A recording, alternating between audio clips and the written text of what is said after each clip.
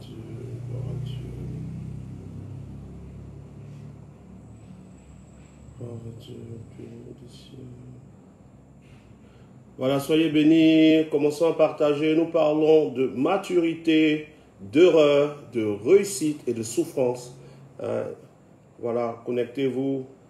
07 59 00 00 04. Numéro WhatsApp. Numéro WhatsApp. Du prophète.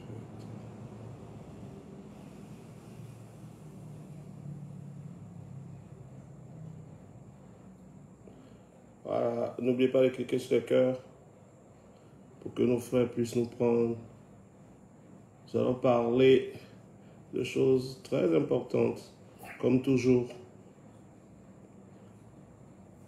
Shalom, Jésus ma lumière, Patricia Bligui, Sylvestre, Eliane Kwame, Barnabas Hope, chacune de vous. Beaucoup de personnes n'arrivent pas à avoir des notifications, comme nous avons les directs. Donc, c'est nos partages là qui vont permettre, c'est ton partage qui va permettre à quelqu'un de savoir. Parce que Facebook limite les notifications. Donc, quand tu partages, tu permets à quelqu'un d'être informé.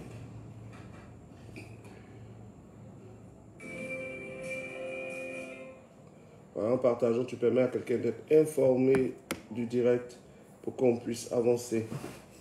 Voilà. On y va avec ce chant, un chant de Hillsong, si je prononce bien. Hillsong, c'est une traduction en français. C'est sorti en 2020. Ce chant parle de la grâce de Dieu dans le feu, quoi. Pendant que tu partages.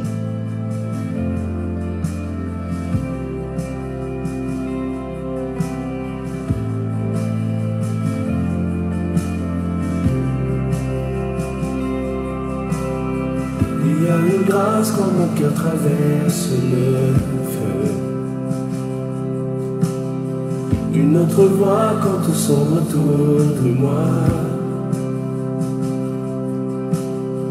Et quand je pense à la différence entre qui j'étais et qui je deviens, je sais que je serai jamais seul. Je ne maîtrise pas encore bien. C'est avec moi dans le feu. L'arme écroulée, il était présent dans la tempête. Avec son lumière.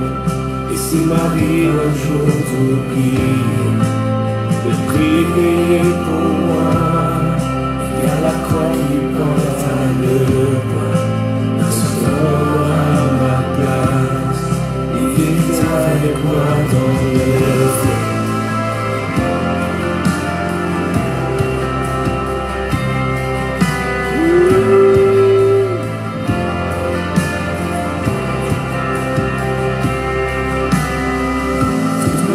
T'as quitté rien tout jamais. Le péché n'a plus aucun pouvoir sur ma vie. Et s'il m'arrivait de retomber entre qui j'étais et qui je deviens, quand même je ne sais pas sur le monde. Je sais que je serai jamais seul, car il est avec moi dans le feu. Voilà, on partage, on partage. Il est présent dans la tempête, avec son lumière. Et s'il m'arrive un jour d'oublier la puissance de sa grâce, qui est de vie. Cette puissance vit en moi, dans le feu.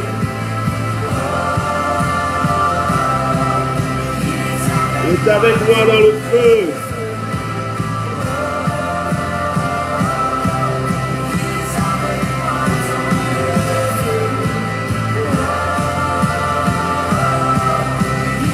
Elédina, shalom.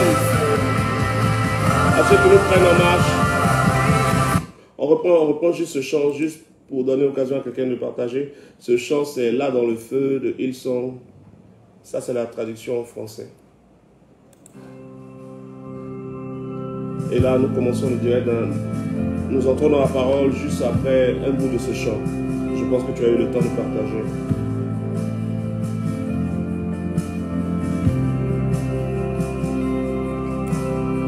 Il y a une grâce quand mon cœur traverse le feu. Une autre voix quand tout sombre autour de moi. Et quand je pense à la différence entre qui j'étais et qui je deviens, je sais que je serai jamais seul. Il était avec moi dans le feu, là à mes côtés. Il était présent dans la tempête, à mes lumière. Et s'il m'arrive un jour d'oublier le prix payé pour moi, et à la croix il porta le poids, c'est ce moment à ma place. Il était là avec moi dans le feu.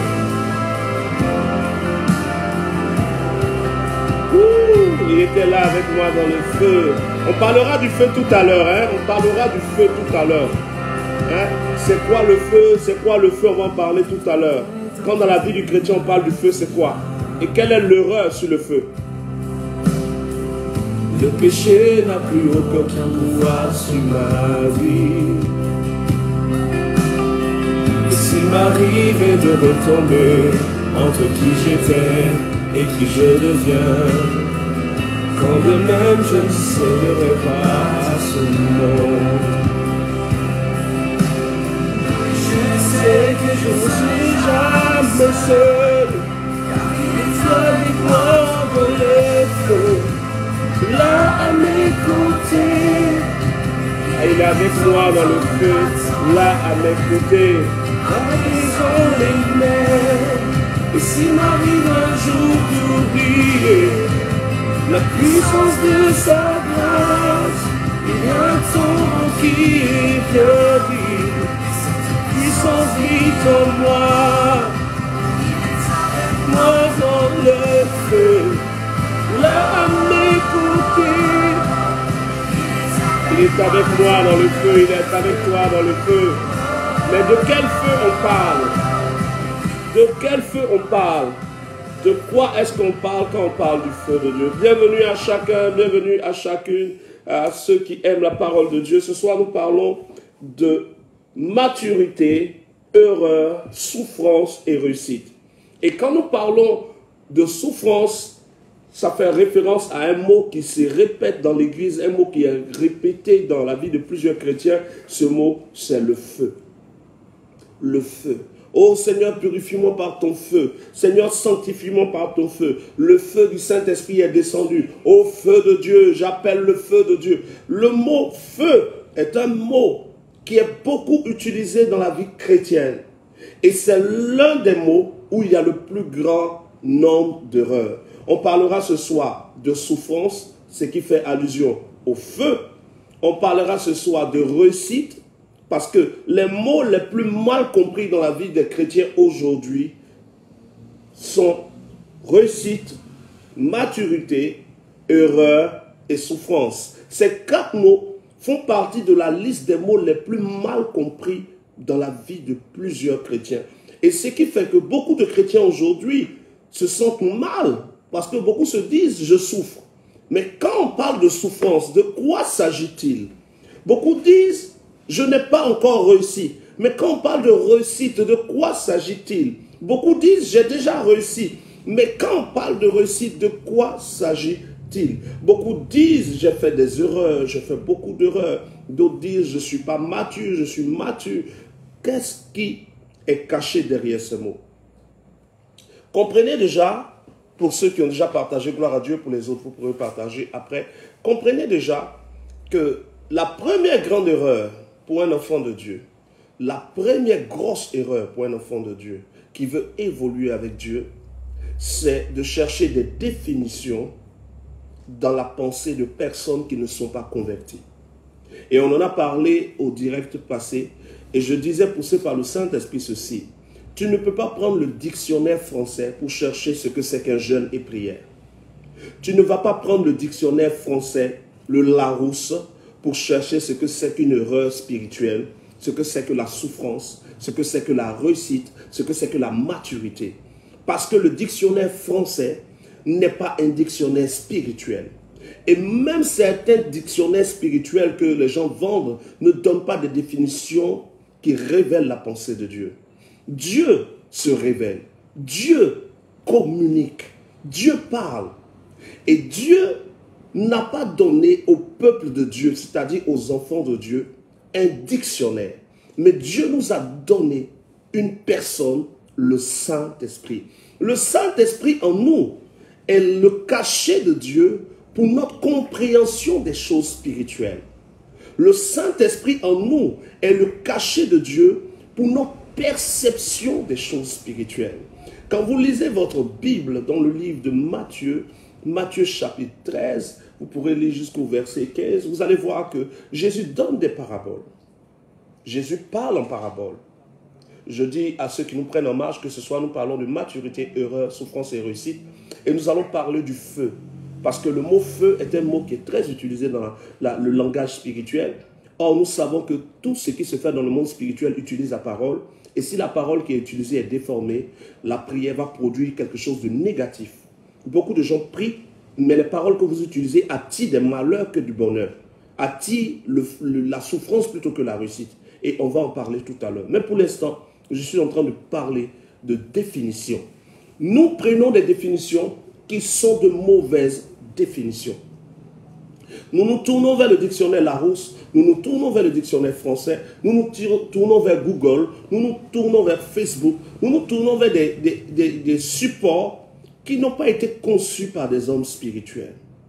Et Jésus, qui est notre berger, qui savait que nous aurions besoin de définition, Jésus qui savait que nous aurons besoin de compréhension, a dit ceci: je ne vous laisserai pas orphelins. Dans le livre de Jean, Jean chapitre 14, et dans le livre de Jean, Jean chapitre 16, Jésus dit: je ne vous laisserai pas orphelins, je vous enverrai quelqu'un, une personne, le Saint-Esprit. C'est lui qui vous enseignera toutes choses, c'est lui qui vous enseignera toutes choses et qui vous rappellera ce que j'ai dit. Le Saint-Esprit, donc, la personne du Saint-Esprit, transporte en lui le dictionnaire de Dieu, la compréhension des choses de Dieu, la révélation des choses de Dieu. Beaucoup de chrétiens prennent le dictionnaire pour chercher qu'est-ce que la maturité veut dire. Et en fonction de ce que le dictionnaire dit, ces chrétiens vont adapter leur vie. Quand tu adaptes ta vie en fonction des définitions du dictionnaire, tu n'es plus un être spirituel. Parce que le dictionnaire n'a pas été conçu pour les choses spirituelles. Le dictionnaire est conçu pour la logique humaine, la logique charnelle. Le dictionnaire n'est pas conçu pour te faire comprendre qui est Jésus. Le dictionnaire n'est pas conçu pour que tu saches ce que c'est que le jeûne, ce que c'est que la prière, ce que c'est que l'offrande, ce que c'est que la dîme, ce que c'est que la Sainte Seine. Le dictionnaire va te donner des définitions, mais des définitions qui viennent de base humaine, de pensée humaine. Donc, il faut que tu comprennes ce que je suis en train de dire. Ce soir, tu auras des définitions qui viennent du ciel. Pourquoi? Parce que je ne parle pas dans un raisonnement d'homme. Voici ce que l'apôtre Paul dit dans le livre, je crois, de Corinthiens, 2 Corinthiens 4, je crois. 1 Corinthiens 4, verset 6 ou 2 Corinthiens, 1 Corinthiens 2, verset 4, un truc comme ça. Il dit: ma prédication ne repose pas sur des discours persuasifs de la sagesse, mais sur une démonstration d'esprit et de puissance, afin que votre foi soit basée non sur la sagesse des hommes, mais sur la révélation de Dieu. On va lire ça ensemble, je fais la lecture pour toi. Nous nous trouvons dans le livre de Romains.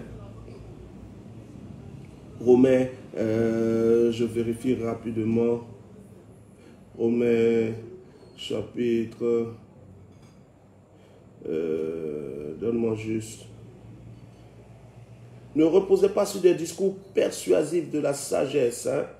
Il dit: sa prédication ne reposait pas sur des discours persuasifs de la sagesse, mais sur une démonstration d'esprit et de puissance.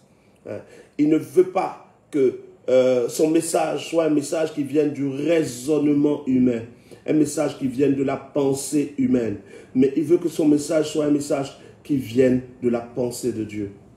On va regarder, c'est dans 1 Corinthiens chapitre 2, 1 Corinthiens chapitre 2 verset 4, je fais la lecture, 1 Corinthiens chapitre 2 verset 4, voici ce que l'apôtre Paul nous dit ici, à partir du verset 3. Je vais même commencer au verset 2 pour qu'on soit bien sur la même longueur d'onde. Car je n'ai pas eu la pensée de savoir parmi vous autre chose que Jésus-Christ et Jésus-Christ crucifié. Moi-même, Paul, j'étais auprès de vous dans un état de faiblesse, de crainte et de grand tremblement. Mais ma parole et ma prédication ne reposaient pas sur les discours persuasifs de l'intelligence humaine ou de la sagesse humaine, mais sur une démonstration du Saint-Esprit et de la puissance de Dieu. Verset 5, afin que votre foi soit fondée non sur la sagesse des hommes, mais sur la puissance de Dieu. La foi, selon Paul, ne doit pas être fondée sur la sagesse des hommes, sur l'intelligence des hommes. Le dictionnaire, c'est un ensemble d'intelligence humaine pour expliquer des mots humains. Mais nous parlons du monde spirituel. Quand nous parlons du monde spirituel, il ne s'agit plus du dictionnaire, il ne s'agit plus de Google. Il s'agit du Saint-Esprit qui communique sa pensée, du Saint-Esprit qui doit nous expliquer des choses afin que nous puissions comprendre ces choses et pouvoir aller à un autre niveau. Et ces mots que nous allons comprendre ce soir sont des mots que le Saint-Esprit va nous expliquer. Nous allons parler de maturité, erreur, souffrance et réussite. Mais sur l'angle ou sur le niveau de la souffrance, nous allons parler du feu.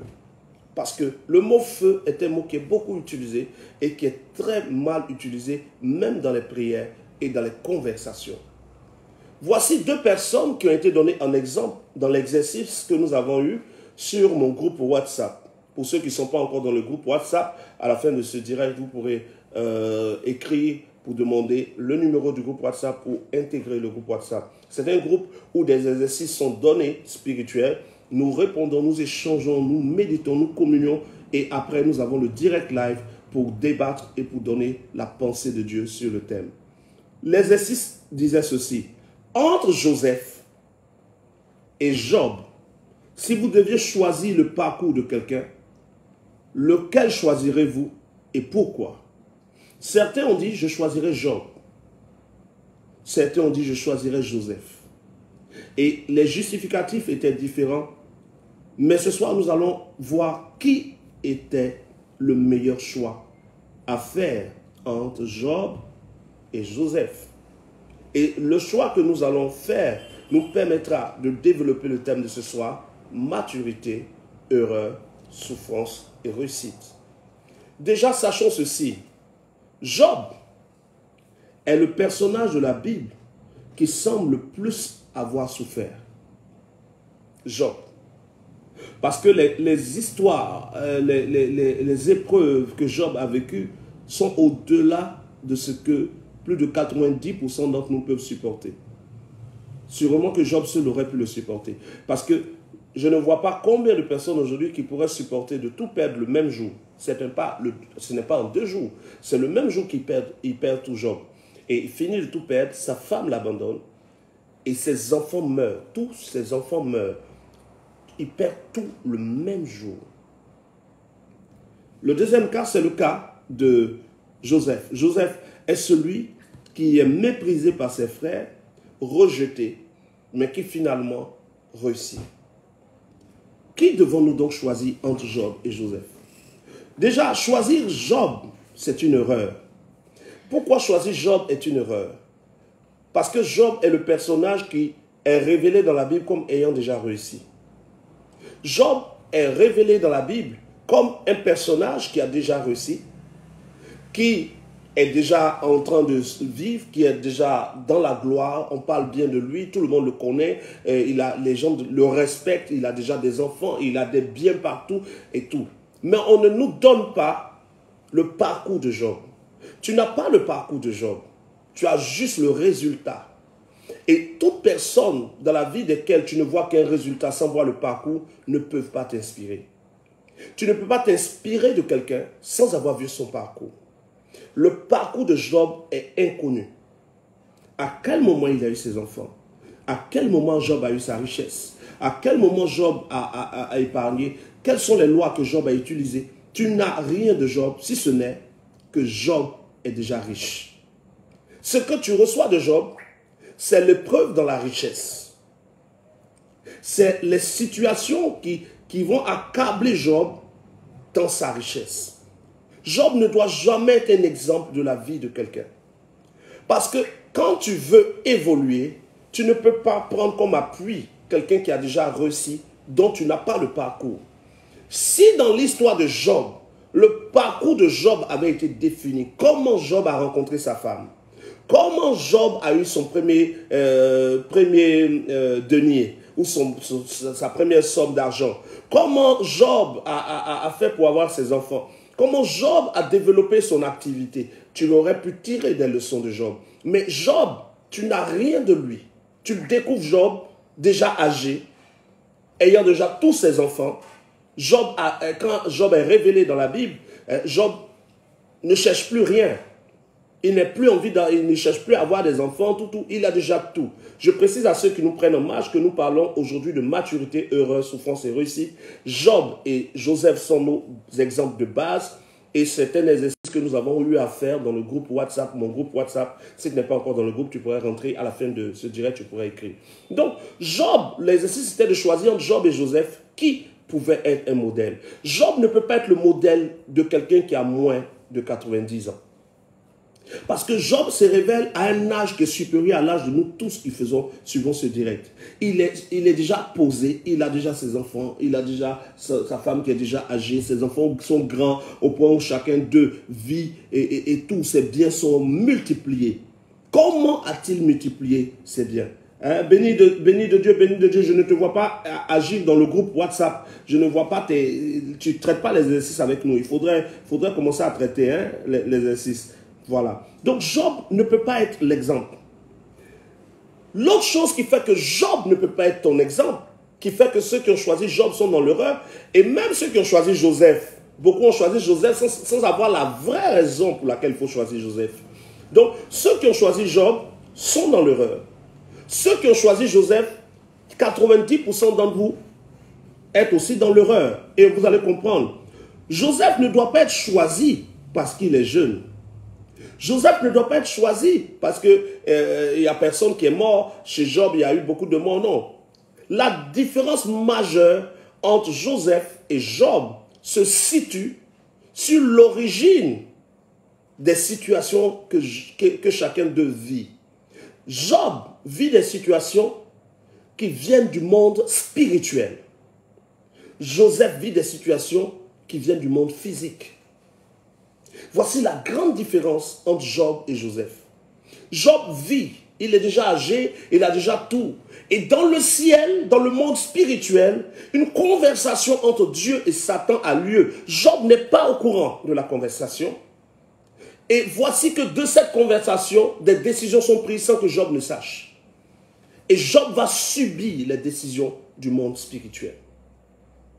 Mais dans le cas de Joseph, la décision dans le ciel est bonne, mais des réalités physiques vont s'opposer à la décision. Dans le cas de Joseph, la décision dans le ciel est bonne, mais les réalités physiques s'opposent. Dans le cas de Job, la décision dans le ciel est mauvaise et des réalités spirituelles vont s'appliquer. Voici la grande différence entre Job et Joseph.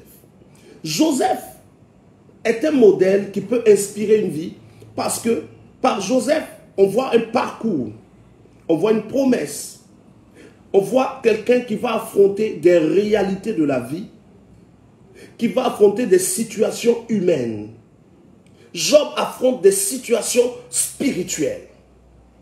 Job affronte des réalités invisibles. Joseph affronte des réalités visibles. Quand vous choisissez Job, c'est comme si vous voulez que des réalités invisibles se produisent dans votre vie. Ne souhaitez jamais que le monde spirituel se lève contre vous. Dans le cas de Job, le monde spirituel s'est levé contre Job. Dieu a accepté que Job soit attaqué spirituellement. Dans le cas de Joseph, les hommes se sont levés contre Joseph. Dans le cas de Job, ce sont les esprits qui se sont levés. Dans le cas de Joseph, ce sont les hommes. Est-ce que vous voyez la différence pour qu'on puisse aller plus loin? Quelqu'un qui voit la différence, lui, mais prophète avance et je développe. Le prochain exercice aura lieu demain. Et cet exercice de demain va nous préparer pour le direct de prière. Ce samedi, je prie en ligne pour impacter votre destinée. Voilà, tous les samedis, il y aura prière, impactation prophétique. Ça sera à partir de 21h samedi. Donc, il y aura exercice demain. On peut avancer. Voilà. Donc, on a Job qui vit des réalités spirituelles qui ne viennent pas de lui. Il dort et puis un matin, il se lève, tout commence à se gâter. Oh, on a Joseph qui se lève un matin et les gens se lèvent contre lui. Quelle est la différence entre les deux? Joseph vit des réalités humaines, des attaques physiques. Job vit des réalités spirituelles, des attaques spirituelles. Le ciel a validé la bénédiction de Joseph. Les hommes se sont opposés. Dans le cas de Job, le ciel a donné l'ordre, la permission que Job soit attaqué et Job subit. Il ne sait même pas d'où ça vient. Job est là. En même temps, on dit que ses champs ont brûlé. En même temps, ses animaux sont morts. En même temps, ses maisons ont brûlé. En même temps, ses enfants sont morts. En même temps, sa femme le laisse. En même temps, il a la gale. En même temps, il ne comprend rien. Mais Joseph, il entend Dieu lui dire, tu vas être levé. Et en même temps, ses frères se lèvent. Ordre physique. Job, ordre spirituel. Des attaques d'ordre spirituel pour Job, des attaques d'ordre physique pour Job. Et Joseph. Voici donc le point clé sur lequel vous devez faire votre choix. Vous deviez dans cet exercice arriver à identifier leurs différences. La différence entre Job et Joseph, ce n'est pas que Job a été persévérant, Joseph a été plus persévérant, Joseph a été déterminé, Job a été... Non, ils ont tous été déterminés. Job a eu la foi, Joseph a eu la foi, ainsi de suite. Leur grande différence, c'est que l'un était sous des réalités spirituelles négatives, c'est-à-dire Job, et l'autre était sous des réalités spirituelles positives, mais des attaques humaines négatives. On peut aller... Anne-Sarah dit maintenant, franchement, pour répondre aux exercices maintenant, on va aller prier d'abord. On peut aller. Donc, voici donc les deux grands, le résultat ou le corrigé de l'exercice. Demain, il y aura exercice. Pour ceux qui sont dans le groupe WhatsApp, demain, ou plus tard à 10h, vous aurez l'exercice de demain. Chaque semaine, vous aurez 2 exercices de ce genre pour développer votre mentalité, développer votre manière de percevoir les choses spirituelles, développer votre analyse spirituelle, votre niveau de méditation. Donc, quand maintenant on parle de maturité et on parle d'erreur et de souffrance et de réussite. Qu'est-ce que la souffrance? La souffrance pour un homme n'a rien à voir avec les réalités physiques que tu traverses. Quand la Bible parle de souffrance, la Bible ne parle pas des causes et effets. Quand la Bible parle de souffrance, la Bible parle de réalités qui sont spirituelles et non de réalités qui sont physiques. J'explique. Dans le cas de Job, Job a souffert. Dans le cas de Joseph, Joseph a traversé des réalités. Joseph a ses frères qui le jettent dans un puits.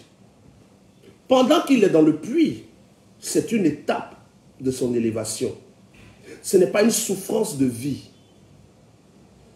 Le puits ne plaît pas à Joseph, mais le puits est mieux que la mort.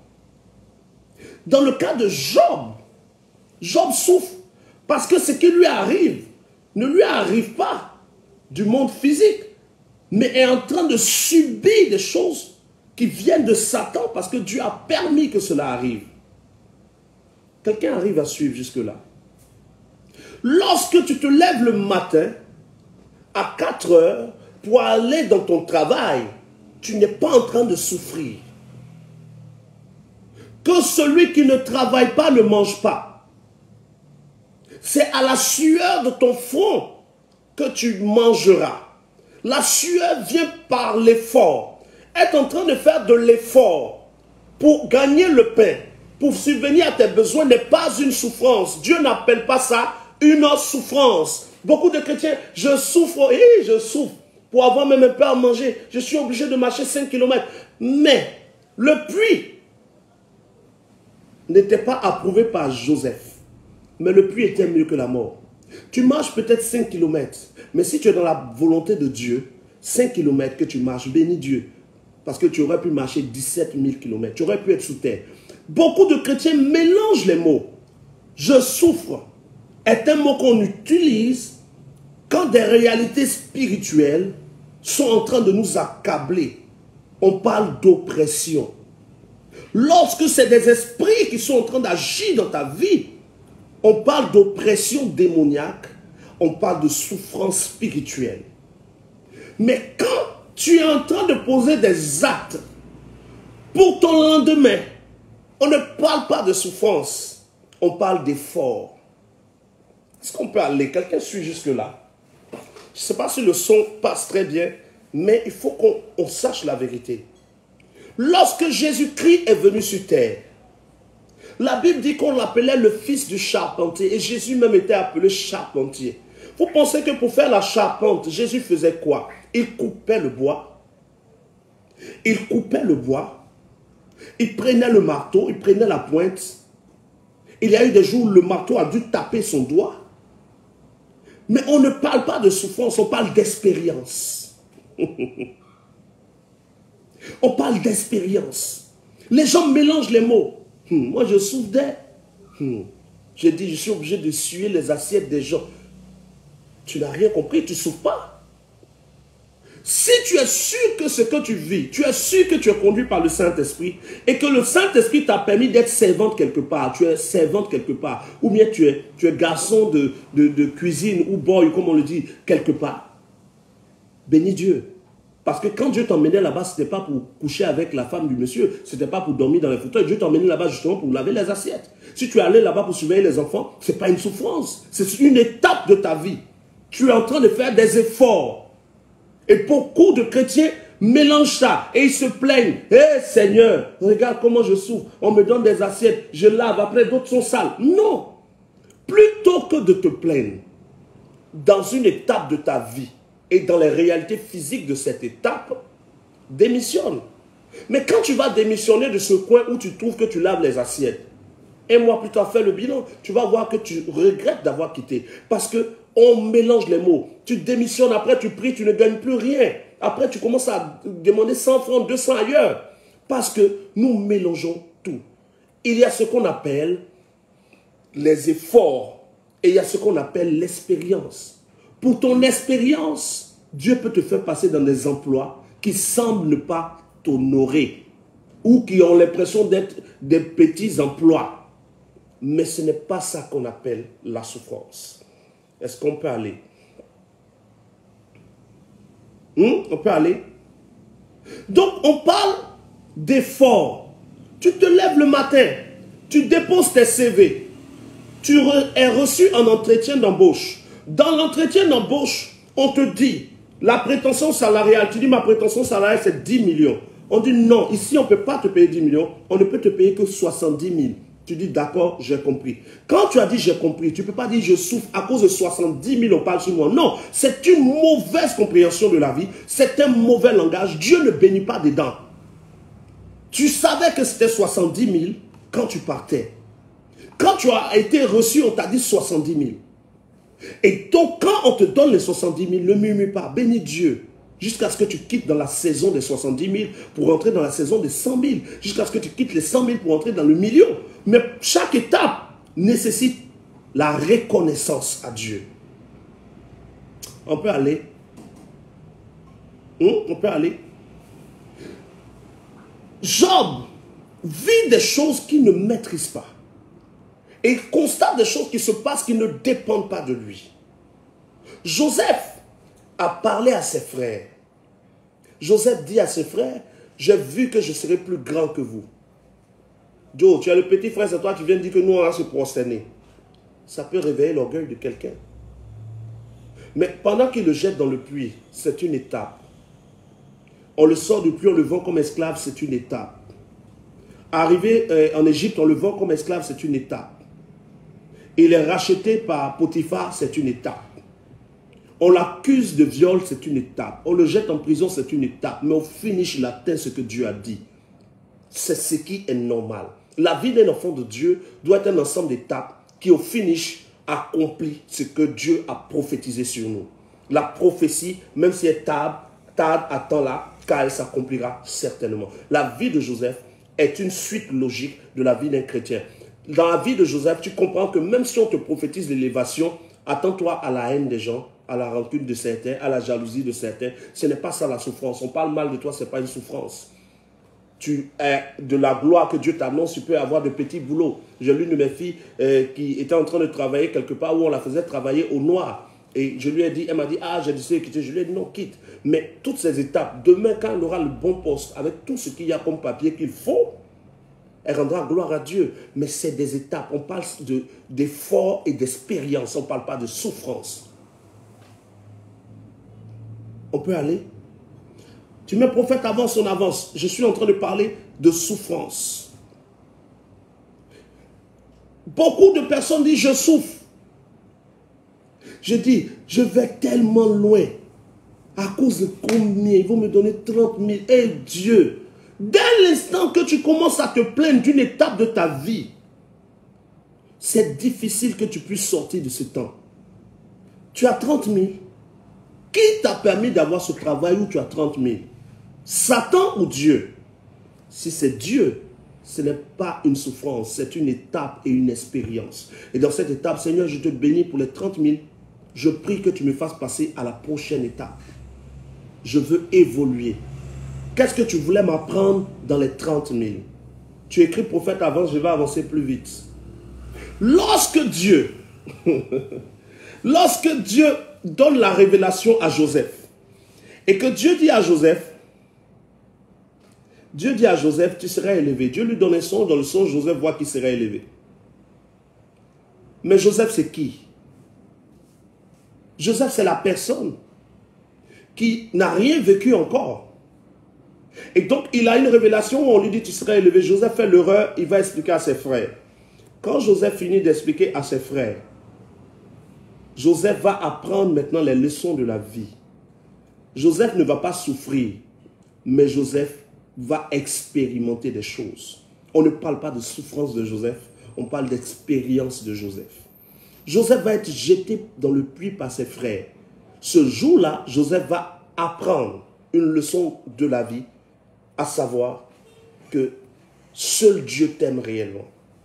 Et que ce n'est pas tout ce qu'on voit qu'on explique à tout le monde. Mais où est-ce que les frères de Joseph jettent Joseph? Dans un puits. À l'intérieur du puits, il fait noir. À l'intérieur du puits, on est seul. Pendant que Joseph est jeté dans le puits, Joseph a le temps d'avoir son esprit préparé pour la prison qu'il attend quand la femme de Potiphar va l'accuser. Regardez bien la vie de Joseph. Joseph n'a point murmuré du début jusqu'à la fin. Parce que chaque étape de sa vie le préparait à la suite. On ne parle pas de souffrance, on parle de préparation divine.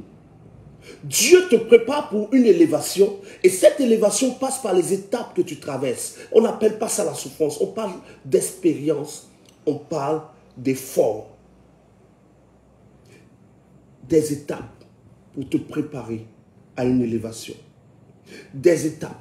Dieu prend David et Dieu met David derrière les brebis. Et pendant que David est derrière les brebis, David apprend à réunir un troupeau. David apprend à réunir un troupeau, à vérifier que le troupeau est en bonne santé, à faire ceci, à se battre pour le troupeau. Et pendant que David le fait, il est berger. Dieu prend David, le berger, pour qu'il devienne berger d'Israël, roi d'Israël. C'était donc une étape de formation, le fait que David soit derrière les brebis. Dieu prend Pierre, qui s'appelait Céphas, et qui va devenir l'apôtre Pierre. Et quand Dieu prend Pierre, il dit, viens, je ferai de toi pêcheur d'hommes. Mais qu'est-ce que Pierre avait comme métier? Il était pêcheur de poissons. Qu'est-ce qu'un pêcheur? C'est pêcheur ou pêcheur? Qu'est-ce qu'un pêcheur fait? Il lance le filet, il prend les poissons, et à l'intérieur de ce poisson, il trie ce qu'il doit garder et ce qu'il ne doit pas garder. le fait d'avoir eu ce métier a préparé la mentalité de Pierre pour devenir l'apôtre qui gagne des âmes en grand nombre. Il y a des étapes dans ta vie où Dieu te fait passer dans des choses que tu ne comprends pas, dans des métiers que tu ne comprends pas, dans des difficultés que tu trouves comme de la souffrance, mais qui ne sont rien d'autre que des étapes de préparation pour le plan que Dieu a tracé pour toi d'avance. On peut aller. Et donc, au moment où Dieu attire Adam, Adam est seul dans le livre de Genèse. Adam est seul. Il n'y a pas de femme avec Adam. Et Dieu fait venir les animaux, mâle et femelle, mâle et femelle, mâle et femelle. Et Adam est seul. Ce n'est pas une souffrance pour Adam. C'est une expérience qui le prépare à la suite. Mâle, femelle, mâle, femelle, mâle, femelle. Et Adam voit qu'il est seul. Mais malgré cela, il donne les noms aux animaux. Adam ne dit pas, non, mais il y a mâle et il y a femelle. Moi, je suis seul, Seigneur, moi, je ne peux pas leur donner des noms. Si tu ne me donnes pas ce qui est pour moi, moi aussi, je ne donne plus les noms des animaux. Non, il ne se révèle pas. Il sait que c'est une étape. Chat, femelle de chat là. Chien, chienne. Chameau, ceux qui savent. Chacal, femelle aussi, vous donnez. Lion, lionne. Hérisson, trouvez. Ainsi de suite. Et au moment où il finit de donner les noms, Dieu va le faire dormir. Et pendant qu'il dort, Dieu lui fait une femme. Quand il se réveille, il voit ce qui lui a manqué. Parfois, les étapes dans lesquelles tu es en train de passer sont comme un sommeil. Tu ne sais pas ce que Dieu est en train de faire pour toi. Tu ne sais pas ce que Dieu est en train de préparer pour toi. Mais pendant qu'il est en train de préparer cela pour toi, ce que tu as à faire, fais-le. Adam a donné le nom des animaux sans réclamer une femme pour lui. Sans réclamer une moitié pour lui. Dieu a vu qu'il a un besoin. Adam a fait ce qu'il a à faire. Toi, il y a sûrement un ministère à faire. Il y a une tâche qu'on t'a confiée dans une communauté. Tu es peut-être dans une église où on parle de Jésus et tu n'es pas engagé comme il faut. Parce que tu trouves que je n'ai pas assez d'argent. J'ai trop de situations. Ma vie, mes étapes sont bizarres. Non, tes étapes peuvent être bizarres, mais ça n'enlève pas ta responsabilité de servir Dieu. Tu dois faire ta part. Adam donne les noms des animaux. Il fait ce qu'il a fait. Il le fait bien. Et Dieu le fait dormir. Quand il se lève, ce qu'il n'a pas demandé est déjà là. Parce qu'il faisait bien ce que Dieu lui avait confié. Quand tu fais bien ce que Dieu te confie à faire dans son règne, dans sa maison, auprès des hommes de Dieu, réellement qui prêchent de la part de Dieu, qui viennent de Jésus, il y a des choses pour lesquelles tu n'as plus besoin de prier. Parce que Dieu, pendant que tu ne le vois pas, façonne pour toi ce que tu n'as pas demandé, mais dont tu as besoin. Donc, c'est des étapes. Dans les étapes, Adam devait cultiver le jardin. Dans les étapes, Adam devait donner des noms aux animaux. Et dans les étapes, Adam va voir apparaître Ève. Mais il n'a pas prié pour avoir Ève. Mais Ève est là. David n'a pas prié pour être roi. Mais il faisait bien le service de berger. C'est des étapes. Et donc, on ne parle pas de souffrance. On parle d'effort. Je fais l'effort de me réveiller, je fais l'effort d'aller au travail, je fais l'effort de ranger les assiettes, je fais l'effort de laver des assiettes, je fais l'effort de laver les enfants des autres si je suis servante, je fais l'effort de laver le véhicule, je fais l'effort de rendre les fichiers qu'on m'a confiés au boulot, je fais l'effort de rendre mes exercices, je fais l'effort de faire mes examens, je fais l'effort, oui, mais tous ces efforts que je fais sont mon expérience. On ne parle pas de souffrance. On parlera de souffrance quand ce qui t'arrive vient du monde spirituel. Job a souffert. Joseph a eu des expériences. Juste le temps que tu partages, et on reprend avec ce chant, juste le temps que tu partages.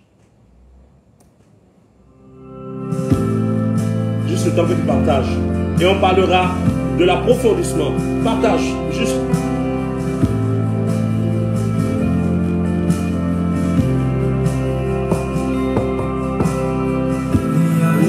Quand mon cœur traverse le feu, une autre voix quand tout semble autour de moi. Et quand je pense à la différence entre qui j'étais et qui je deviens, je sais que je ne serai jamais seul. Il était avec moi dans le feu, la névrosité. Il était présent dans la tempête, apaisant les mers. Et s'il m'arrive un jour d'oublier, le prix payé pour moi, il y a la croix qui porte à le point. Personne n'aura ma place. Il est avec moi dans le feu. Il est avec moi dans le feu. C'est quoi le feu? On parle maintenant du feu. Je résume pour toi qui nous prend en marche. Nous parlons aujourd'hui de maturité, d'erreur, de souffrance et de réussite. On a déjà approfondi sur la maturité au direct passé. Pour toi qui n'as pas suivi, il faudrait juste aller sur ma page Prophète Guillaume Kofi et tu regardes le numéro 1, l'enseignement sur la maturité a eu lieu juste avant celui-là. Aujourd'hui, je suis en train de développer erreur, souffrance et réussite. Et nous sommes en train de comprendre que quand nous parlons de souffrance, c'est dans le monde spirituel, on dit que tu souffres lorsque tu es oppressé. Quand on parle d'oppression, il s'agit toujours de démons. On dit Israël était oppressé par les Amalécites qui les attaquaient et les assaillaient. Tu es oppressé et tu souffres lorsque des esprits, lorsque le monde spirituel se lève contre toi. Job a souffert. Mais quand c'est des étapes de la vie, on ne parle pas de souffrance. Parce que tu vas être la femme la plus ointe, l'homme le plus ointe, celui qui a le plus de la grâce. C'est-à-dire toi-même, Dieu dort avec toi. Ça n'empêchera pas les gens de te détester. Jésus, fils de Dieu, a été crucifié grâce à la haine des hommes. Donc, que les gens te détestent, qu'il y ait des gens qui parlent mal de toi, qu'il y ait des gens qui te dénigrent, qu'il y ait des gens qui te rejettent, qu'il y ait des gens qui te veulent du mal, qu'il y ait des gens qui auraient pu t'aider et qui ne veulent pas t'aider, on ne parle pas de souffrance, on parle d'expérience. Parce que c'est la vie. Tu pries comment, tu jeûnes comment, ça va toujours exister. Jésus même a été méprisé. Homme de douleur, habitué à la souffrance, cependant c'est lui sur qui était la gloire de Dieu. Mais il a été rejeté, mis au rang des brigands et des voleurs. Donc, ne sois pas offusqué. Un enfant de Dieu qui n'a pas compris cette vérité va toujours être en train de dire, je souffre, je souffre.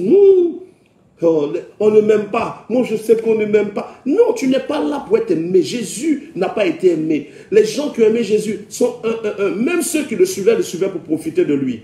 Et beaucoup l'ont abandonné, beaucoup l'ont rejeté. Beaucoup de ceux pour qui il a fait des miracles l'ont dénigré. Ils ne se sont même pas levés pour lui.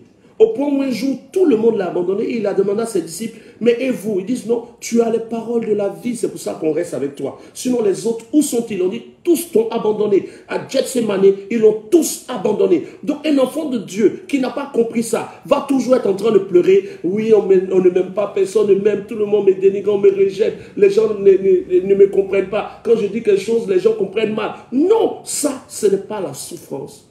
Ça, c'est l'expérience. C'est la vie. Dans la vie, tout le monde ne sera pas d'accord avec toi. Tout le monde n'est pas obligé d'être d'accord avec toi. Dans le travail où tu es, des gens ne vont pas t'aimer. Des gens vont tout faire pour te créer des problèmes. Des gens vont chercher à prendre ta place. Des gens vont chercher à te salir chez le patron. Et même si c'est ta propre entreprise, des gens vont chercher à verser l'eau dedans. C'est comme ça, c'est la vie. On ne parle pas de souffrance. On parle d'expérience. Et on prie pour que Dieu nous fasse passer à l'étape suivante. Seigneur, merci pour le travail que tu m'as donné. Merci pour la situation où je suis. Je te prie de m'aider à tirer les leçons qu'il faut pour que je passe à un autre niveau. On parle de souffrance dans le cas de Job. Des démons ont détruit ses activités. Des esprits ont détruit sa vie. Des esprits ont tué ses enfants. Quand dans ta vie, ce sont des démons qui travaillent, tu es dans la souffrance. Là, on parle de souffrance. On parle de souffrance quand c'est le monde spirituel qui se lève contre toi. Les sorciers sont levés contre toi. Tu n'arrives pas à évoluer. Ce n'est pas le cours normal de la vie dans ta vie. Dans ta vie, le cours normal, c'est arrêté. Et c'est un cours imposé par le royaume des ténèbres. Là, on parle de souffrance. Si quelqu'un arrive à faire la différence, souffrance expérience. Expérience, je passe un concours. Le concours n'a pas marché, je ne souffre pas. C'est une étape. Je vais le repasser un autre jour. Je vais me préparer mieux. Je ne dis pas je souffre. Non, c'est une étape. Je passe un concours.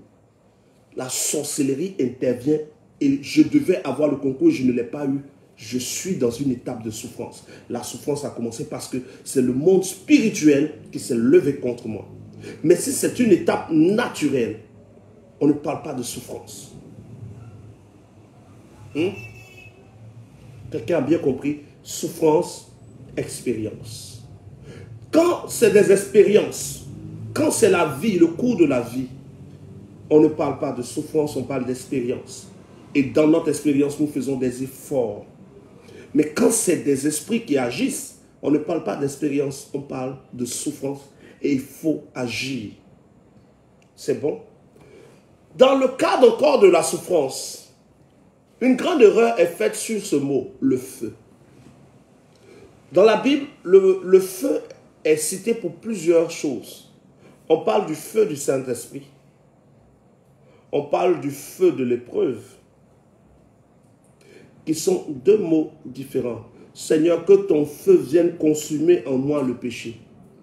Mais quand tu dis que ton feu vienne consumer en moi le péché, tu es en train de juste dire, Seigneur, que des épreuves viennent auxquelles je vais faire face jusqu'à ce que je change.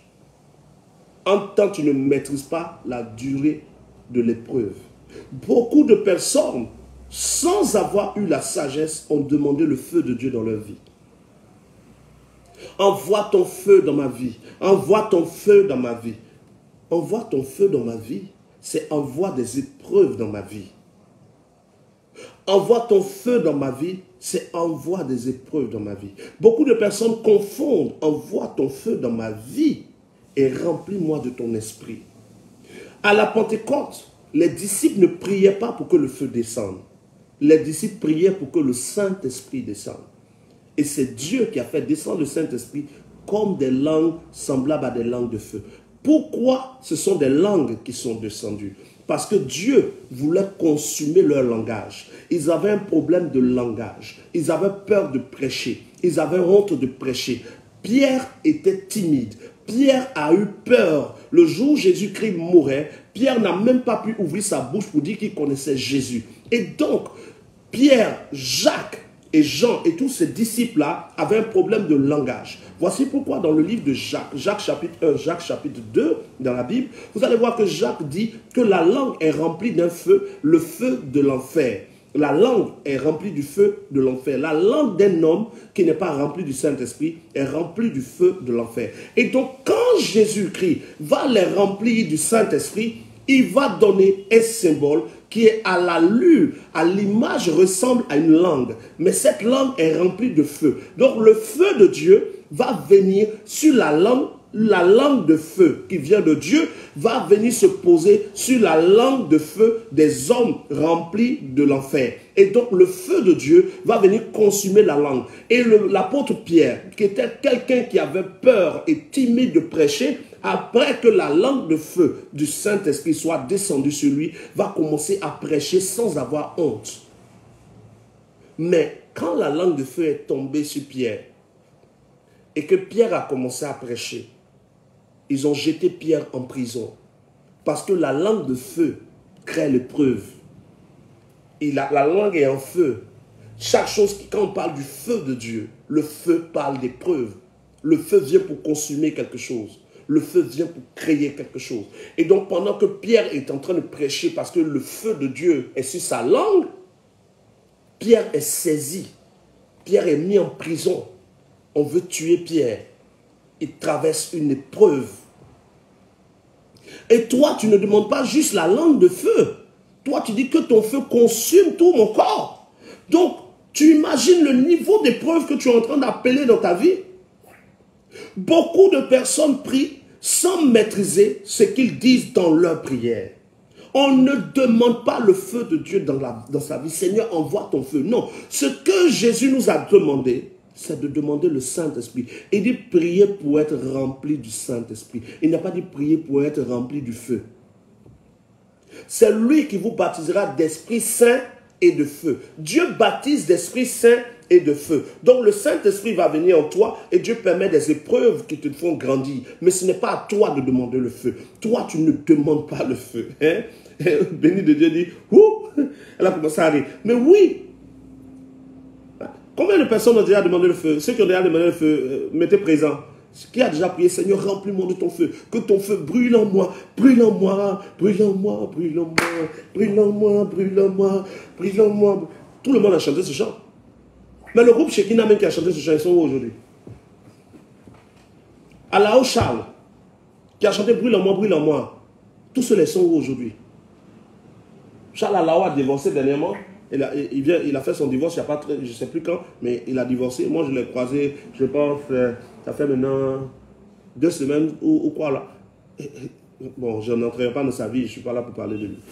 Mais ceux mêmes qui ont chanté brûle en moi, le feu est descendu vraiment. Le feu s'est allumé. Ils se sont séparés. Hein? Le feu. Envoie ton feu, Hein? Voilà Joseph qui dit, le matin même, j'ai demandé le feu. Hein? Christelle Bobby, présent, nous tous. On s'est consumé même. Actuellement, c'est Sandre même qui reste. On nous appelle tous Sandra. Le feu. Non, il dit, soyez remplis du Saint-Esprit. Il ne dit pas, demandez le feu. Et beaucoup de chrétiens prient le feu. Et finalement, ce feu que nous appelons devient une erreur. Parce que ce soir, nous parlons de maturité. Nous en avons parlé déjà au direct passé. D'erreur et de souffrance. Le feu que tu demandes est une erreur. On ne demande pas le feu de Dieu. On demande le Saint-Esprit.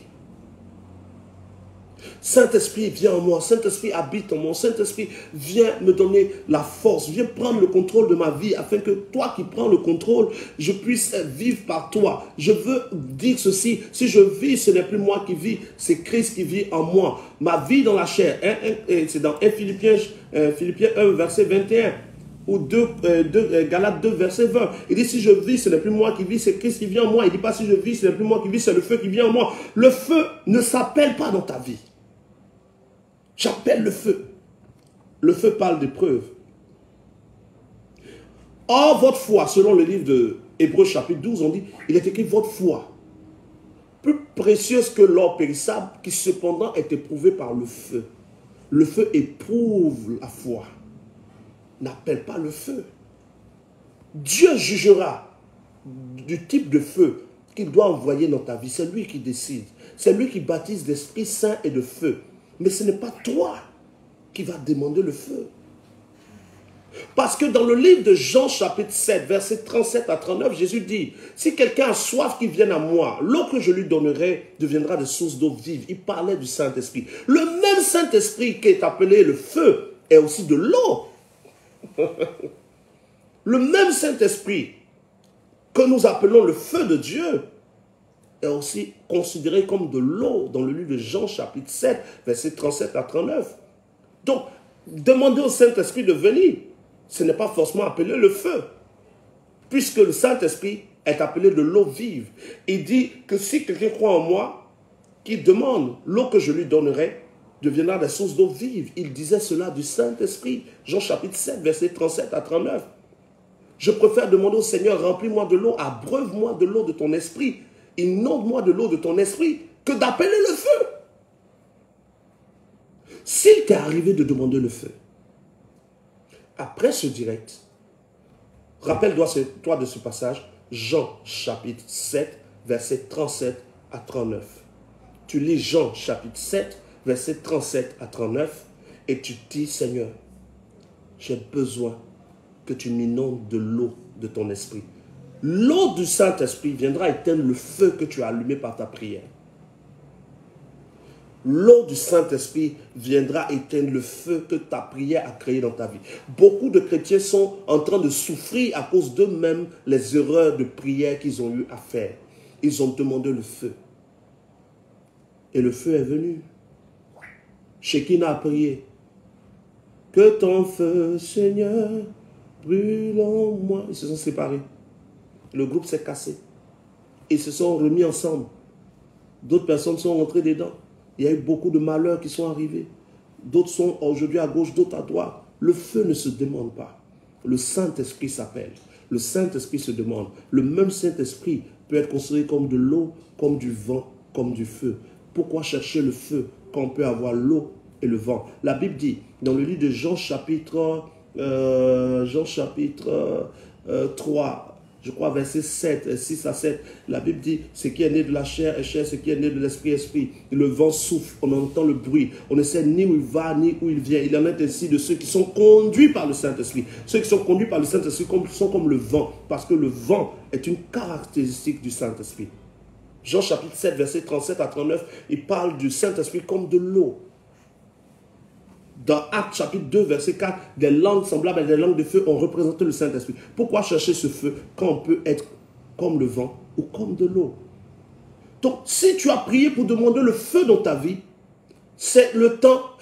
Il y a quelqu'un qui dit, je me suis brûlé haut. C'est le temps que tu t'appuies sur Jean chapitre 7, verset 37 à 39. Tu lis Jean chapitre 7, verset 37 à 39 et tu dis au Seigneur, j'ai demandé le feu dans ma vie quand je ne devais pas demander le feu.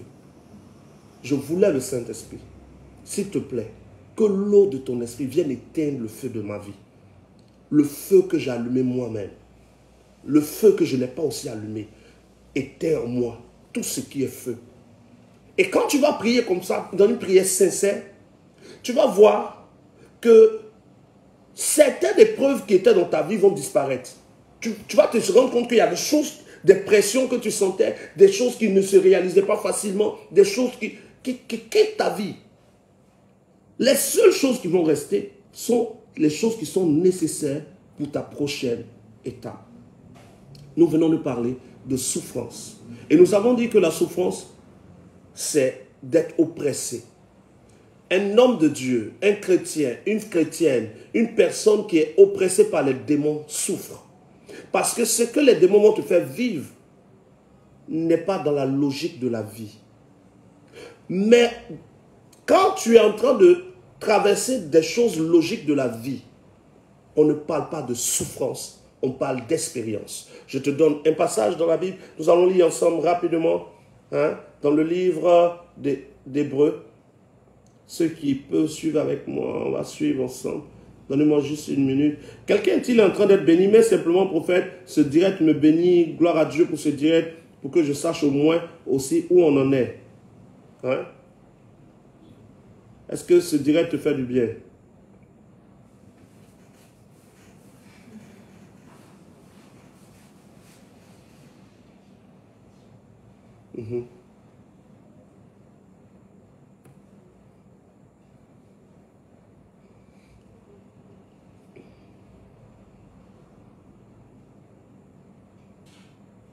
Voilà.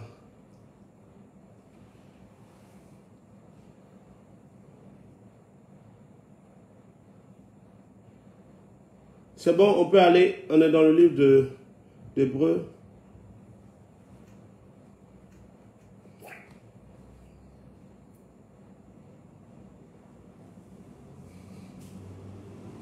On est dans le livre d'Hébreux, je lis.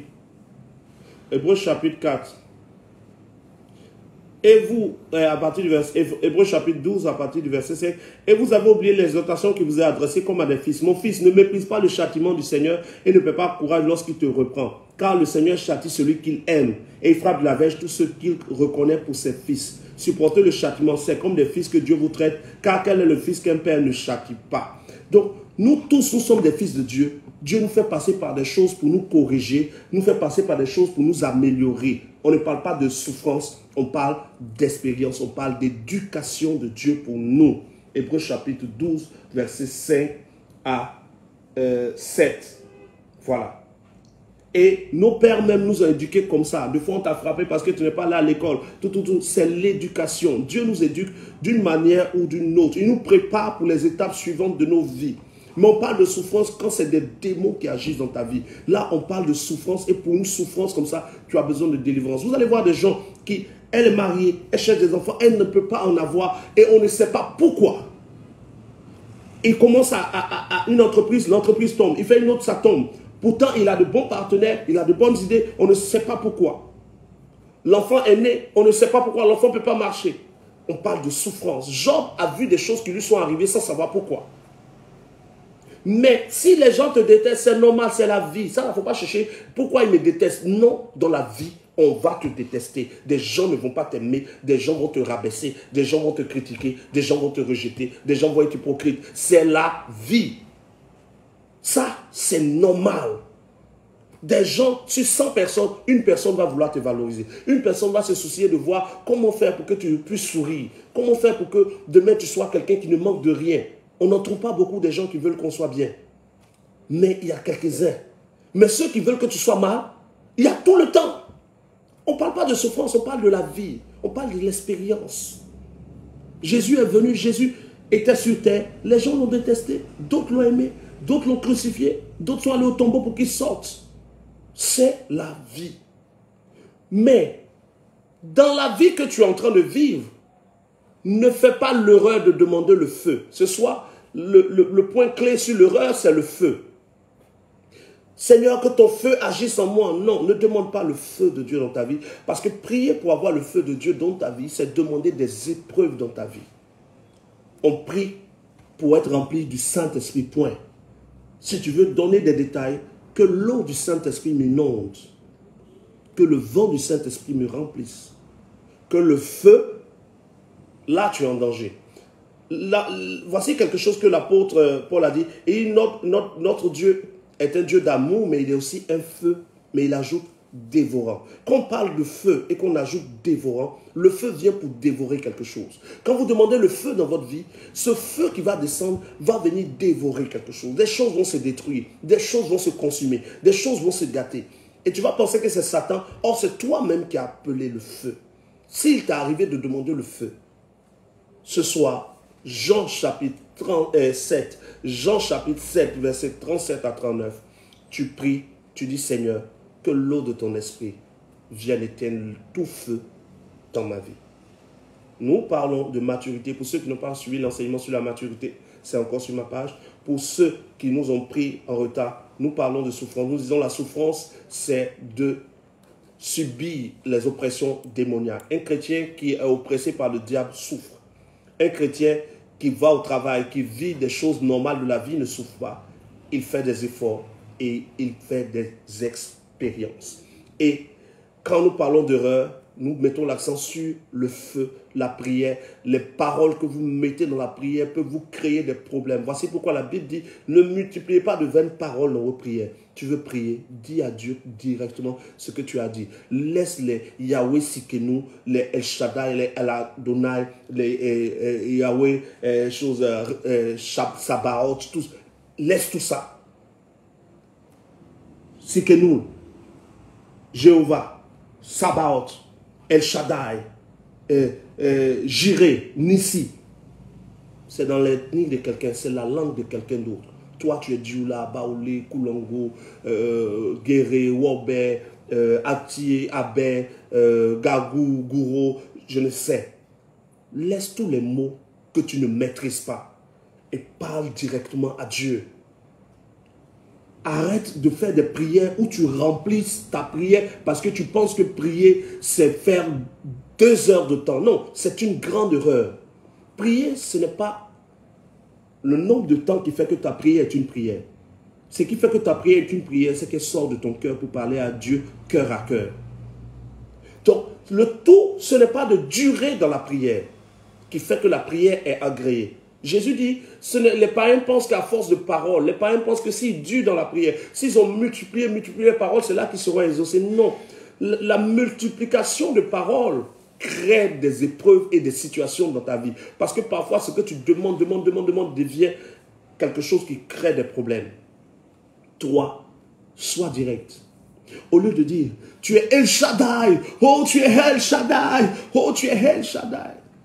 El. Qu'est-ce que ça veut dire? Tu vas dire, ça veut dire Dieu. Mais va dans la phonétique. Va bien regarder les définitions. Shaddai. Qu'est-ce que ça veut dire? Ce qu'on t'a dit, El Shaddai veut dire Dieu Tout-Puissant.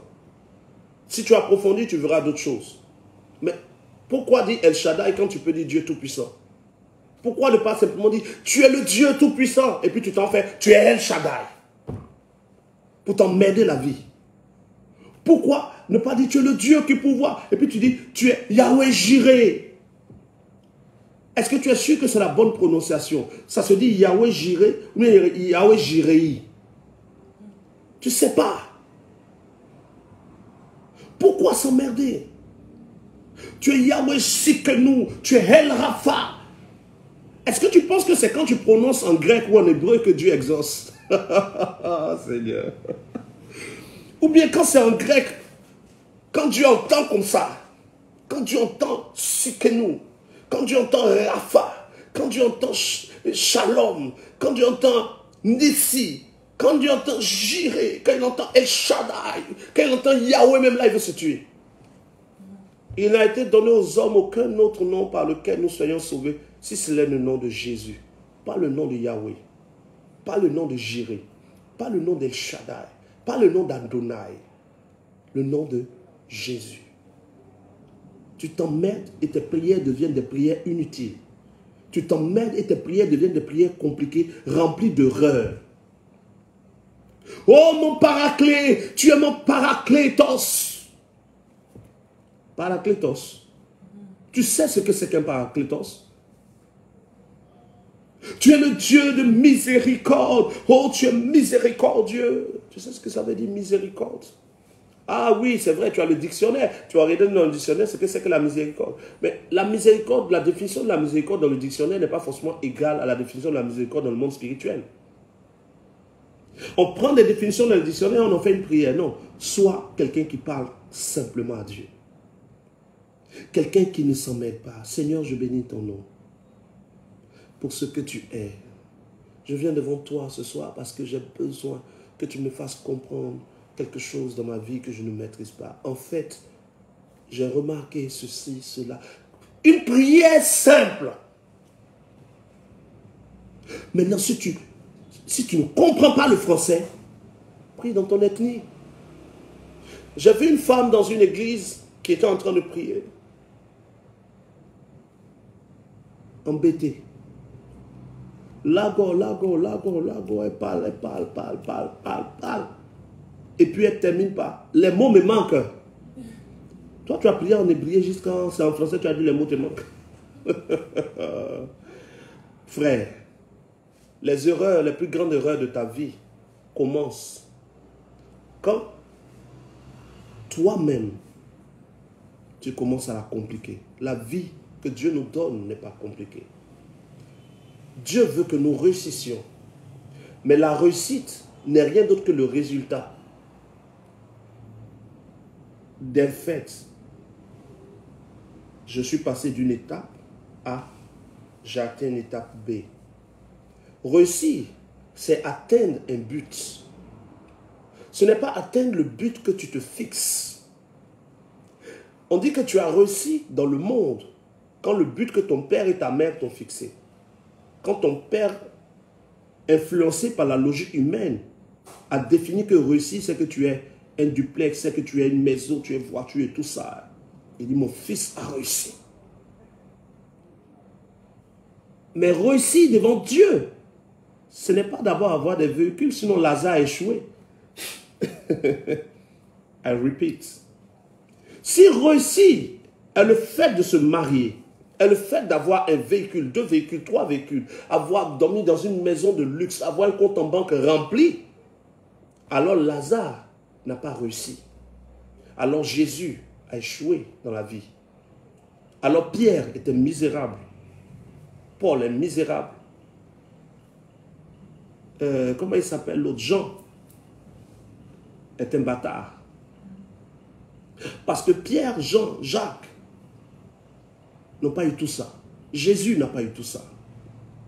La réussite n'est pas l'atteinte ou bien le fait d'atteindre des choses que les hommes ont fixées comme référence de réussite. Beaucoup de chrétiens aujourd'hui pleurent et disent « Hey, quel jour je vais réussir? Un jour je sais que je réussirai. » Mais quand on dit « je sais que je réussirai », je sais que je résisterai, quel que soit ce qui m'arrivera.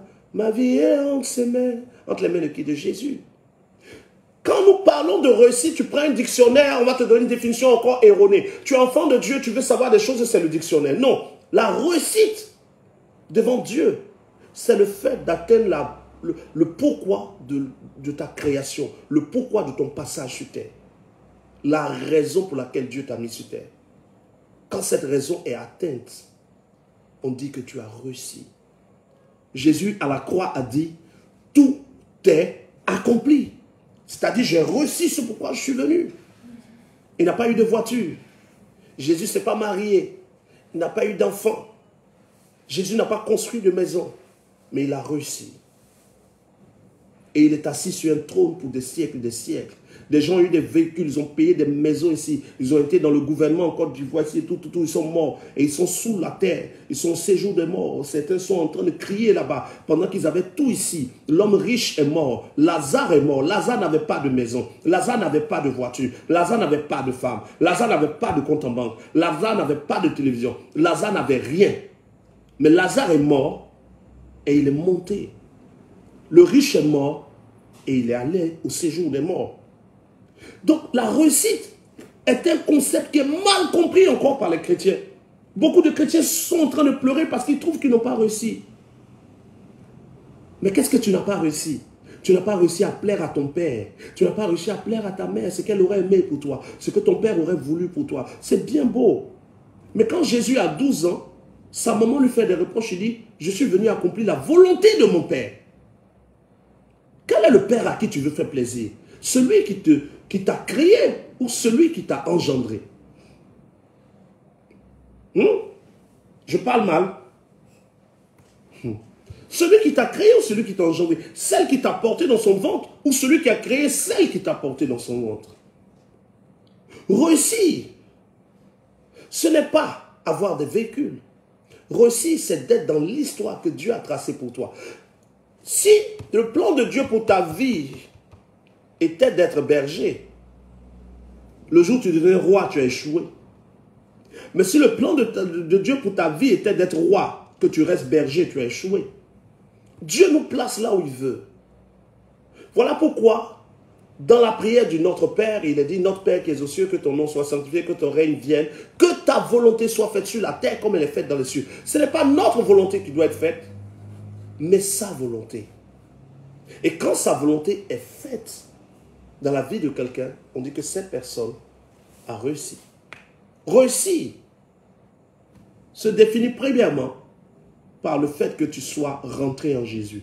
Quelqu'un qui est né de nouveau a déjà réussi 70% de sa vie. Toute personne qui est née de nouveau a déjà réussi 70% de sa vie. Parce que le but de la création de l'homme, c'est de rencontrer Dieu. Dieu crée le ciel et la terre, et met l'homme sur la terre. Adam et Ève ont péché, et parce qu'ils ont péché, Dieu nous fait passer par la croix de Golgotha pour que nous retrouvions Dieu. Donc le fait que tu te sois repenti, le fait que tu aies été baptisé, que le Saint-Esprit soit venu habiter en toi, même si tu n'as pas d'argent, même si tu n'es pas parmi la liste des gens les plus riches, même si aujourd'hui tu n'as pas d'enfant, même si peut-être tu n'as pas une bague sur le doigt, même si tu n'as pas de véhicule, tu as réussi. Parce que le salut est une épreuve que tout le monde ne pourra pas traverser. De la même manière, on t'a parlé de Jésus. On a parlé de Jésus à d'autres. Ils ont rejeté le Christ. Ils ont échoué à l'épreuve de leur vie. Toi, Dieu t'a fait la grâce. Tu as saisi Jésus. 70% de ta vie est déjà réussi. Les 30% qui restent pour que tu vois, tu atteignes ce que tu dois faire comme rôle pour que le royaume des cieux avance sur terre. Maintenant, quand on va parler de voiture, on va parler de femmes, on va parler d'enfants, on va parler de voyage, de maison.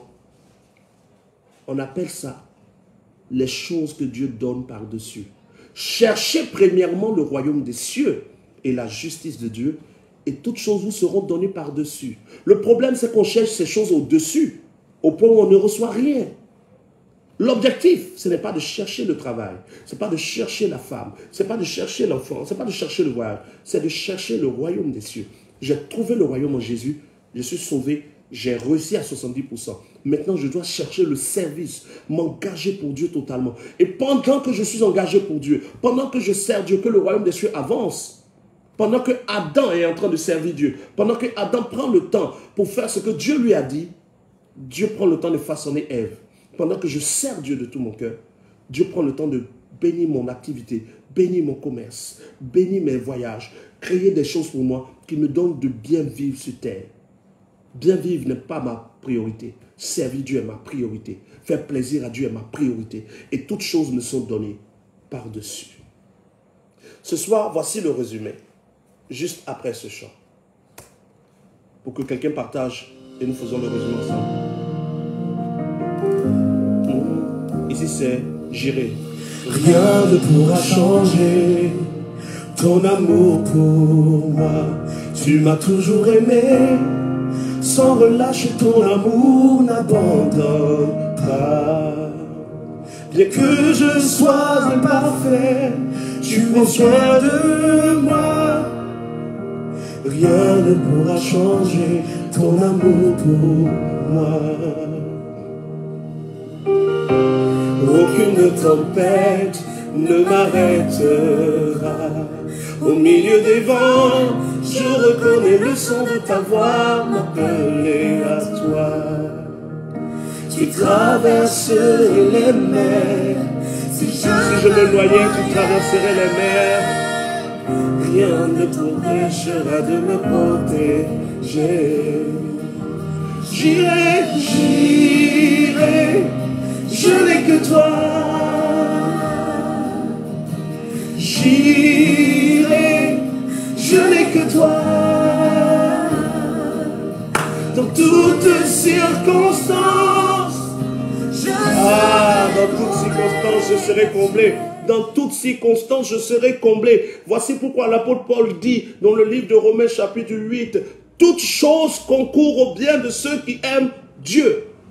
Peuple de Dieu, vous allez trouver des personnes qui vont vous prêcher, vous dire, tu peux devenir ce que tu veux, tu peux être ce que tu veux, tu peux être tout ce que tu veux, tu es héros, tu es appelé à... Non, c'est faux, tu ne peux pas devenir ce que tu veux, tu ne peux pas être ce que tu veux, tu dois être ce que Dieu veut. Tu dois devenir ce que Dieu veut.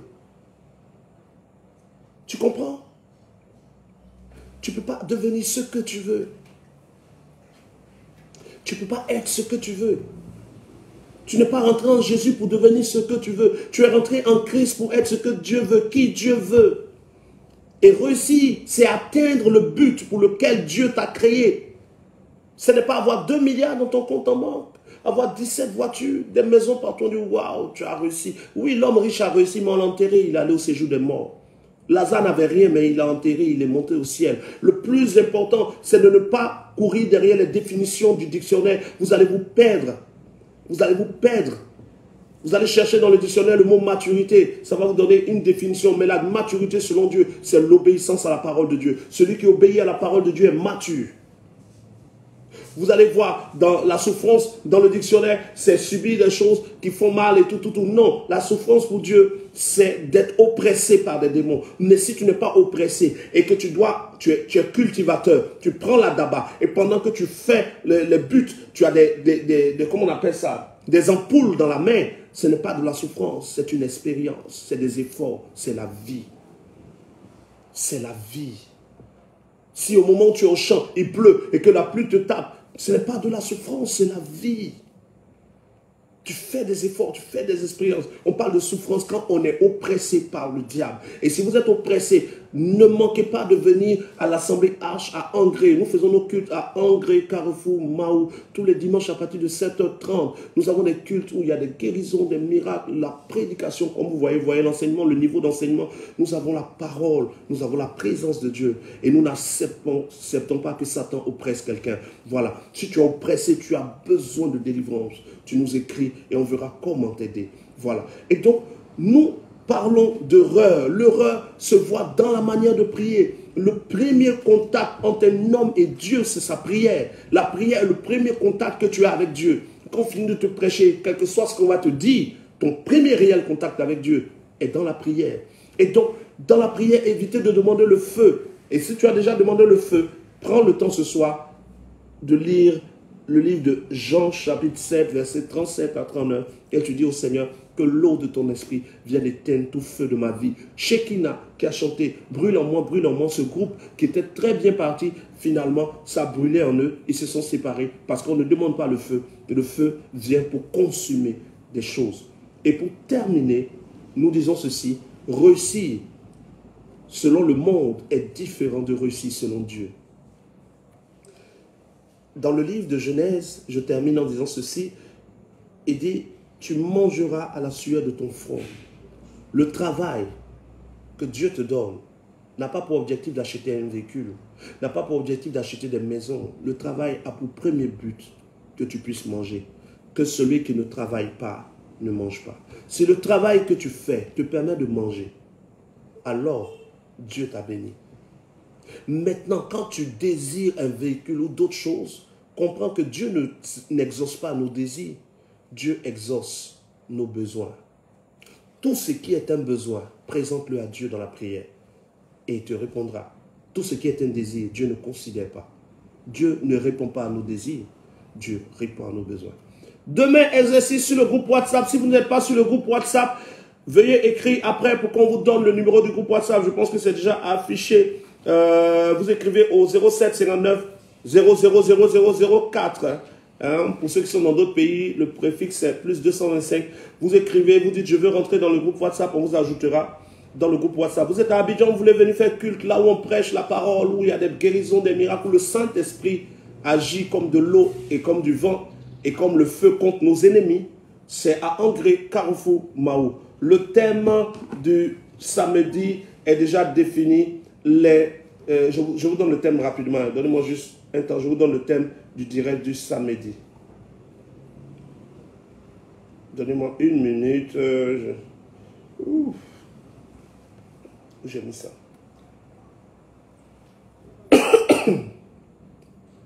Donnez-moi une minute. Maturité. On vient de voir maturité, erreur. Voilà, c'est dans le groupe WhatsApp que je vais trouver ça rapidement.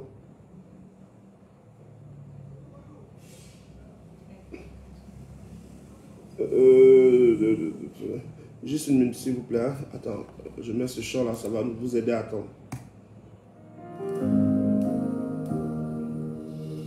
Rien ne pourra changer ton amour pour moi. Tu m'as toujours aimé, sans relâcher ton amour n'abandonne pas. Bien que je sois parfait, tu es fier de moi. Pour ceux qui se rappellent du thème du samedi, le thème qu'on devait avoir aujourd'hui, jeudi, pas samedi.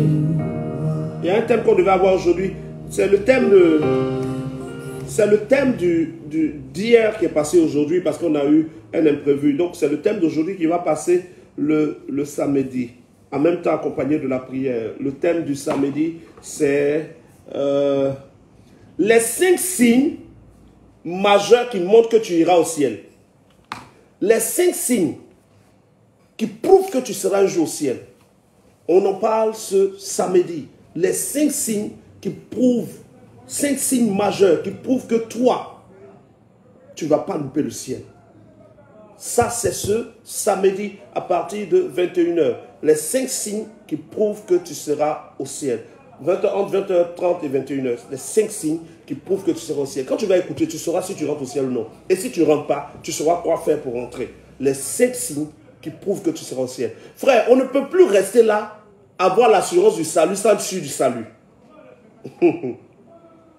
On ne peut pas continuer d'avoir l'assurance du salut sans être sûr du salut. Beaucoup de chrétiens disent qu'ils ont l'assurance du salut, mais dès qu'ils pensent à la mort, ils tremblent.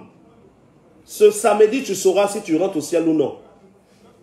Les 5 signes qui prouvent que tu rentreras au ciel ou pas. Tu sauras ça ce samedi. Et donc, demain, exercice sur le groupe WhatsApp. Pour ceux qui sont sur le groupe WhatsApp, on se prend dans 10 minutes sur le groupe WhatsApp. On donne nos impressions et on parle. On corrige l'exercice là-bas. Pour ceux qui ne sont pas sur le groupe, vous pouvez nous écrire pour qu'on vous ajoute sur le groupe. Plus 225 07 59 00 00 04. Dieu vous bénisse. Je n'ai que toi. Toutes les circonstances. je serai complet. J'irai, je n'ai que toi. Je n'ai que toi. Je n'ai que toi. Je n'ai que toi. Je n'ai que toi. Je n'ai que toi. Je n'ai que toi. Je sais que tu m'aimes et que tu m'as choisi. Je sais qui tu es. Alors je sais qui Je sais que je suis. Je sais que tu m'aimes plus que je ne l'imagine. Je n'ai que toi.